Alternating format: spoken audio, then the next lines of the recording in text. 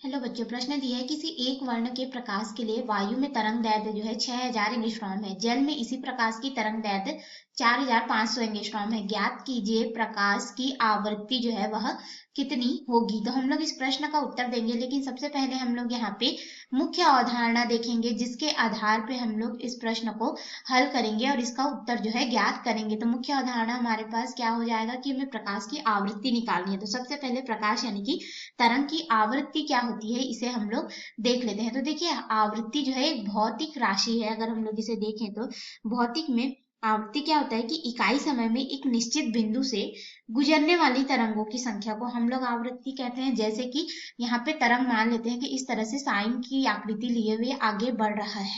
इस तरह से अगर तरंग जो है आगे बढ़ रहा है, अगर हम लोग देखें तो यह तरंग जो है एक चक्र को पूरा करने में जो समय लेता है, या फिर इसके चक्र में कहीं पे जो कण है उसके कंपनों की जो संख्या होगी वह आवृत्ति होती है। यानी कि आवृत्ति जो है हमारे पास यहाँ पे कंपनों की संख्या को दर्शाता है। कंपनों की संख्या किसमें? कण को, ठीक है, कण को, या फिर ये जो कंपन हो रहे हैं तरंग में, तरंग की भी संख्या को यह दर्शाता है। तरंग की संख्या को यह दर्शाता है आवृत्ति, ठीक है। अगर तरंग के लिए लेते हैं तो एक इकाई समय में निश्चित बिंदु से गुजरने वाली तरंगों की संख्या हमारे पास आवृत्ति होगी। या फिर इस तरंग में, जैसा कि हमने यहाँ पे उदाहरण में लिया, ठीक है, इसमें जो कण है उसके कंपनों की संख्या को, कण के कंपनों की संख्या को भी हम लोग आवृत्ति कहते हैं इकाई समय के दौरान।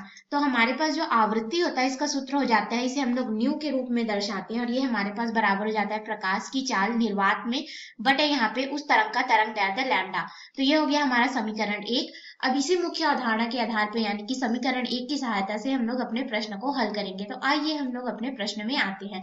तो देखिए, हमें प्रश्न में यहाँ पे जो वायु में तरंग है उसका तरंग दैर्ध्य दिया गया है और जल में, लेकिन हमें प्रकाश की जो आवृत्ति है उसको निकालनी है। तो प्रकाश की आवृत्ति हमारे पास यहाँ पे कितना हो जाएगा? तो ये हमारे पास हो जाएगा आवृत्ति न्यू, समीकरण 1 को प्रयोग कर रहे हैं। प्रकाश का जो चाल होता है, हम लोग किस में बात कर रहे हैं? निर्वात में, सी का मान, तो यानी कि ये हो जाता है 3 × 10⁸ मीटर प्रति सेकंड बटे तरंग दैर्ध्य। तरंग दैर्ध्य कौन सा लेंगे? ये वायु में तरंग दैर्ध्य को दर्शा रहा है, जो कि एक वर्ण प्रकाश के लिए है, जो कि 6000 एंगस्ट्रॉम है। तो हमारे पास यहाँ पे तरंग दैर्ध्य लैम्डा जो है इसका मान कितना है? 6000 एंगस्ट्रॉम है। इसको हम लोग मीटर में परिवर्तित करेंगे तो यह हो जाएगा 6000 × 10⁻10 मीटर के बराबर हम लोग को प्राप्त होगा। तो इस तरंग दैर्ध्य का प्रयोग हम लोग यहाँ पे करेंगे तो ये हमारे पास हो जाएगा 6000 यानी कि 6 × 10⁻³ फिर यहाँ पे गुणित हो जाएगा 10⁻10। अब हम लोग इसको हल करेंगे तो ये इसके साथ गुणा होगा 10⁻7 हो जाएगा। ऋण 7 को ऊपर लेके जाएंगे तो ये धनात्मक 7 हो जाएगा। फिर यहाँ पे इसके साथ में ये जुड़ेगा तो 10⁻15 हो जाएगा, और ये 3 से एक बार में, 3 से 2 बार में 1/2 0.5 के रूप में होता है, ठीक है।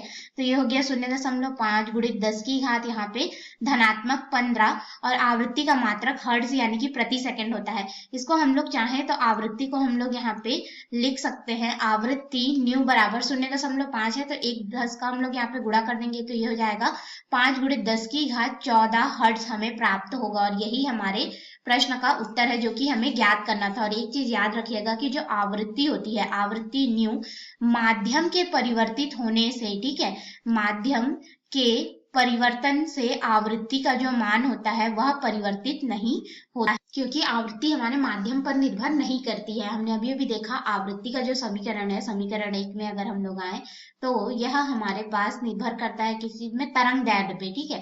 तो तरंग दैर्ध्य मानते हैं यहाँ पे प्रकाश का तरंग दैर्ध्य जो है जल में परिवर्तित हो रहा है, लेकिन इस मान को भी रखेंगे तो हमें आवृत्ति वही मिलेगी, माध्यम पे यह निर्भर नहीं करता है, ठीक है। तो देखिए, हमारे पास यहाँ पे ये जो आवृत्ति है वह माध्यम पे निर्भर नहीं करती, इसीलिए हमारे पास जो आवृत्ति का मान आएगा 5 × 10⁻14 हर्ट्ज हमें प्राप्त होगा। और याद रखिएगा कि माध्यम के परिवर्तन से तरंग की जो आवृत्ति होती है वह नहीं बदलती है। तो ये हो गया हमारे प्रश्न का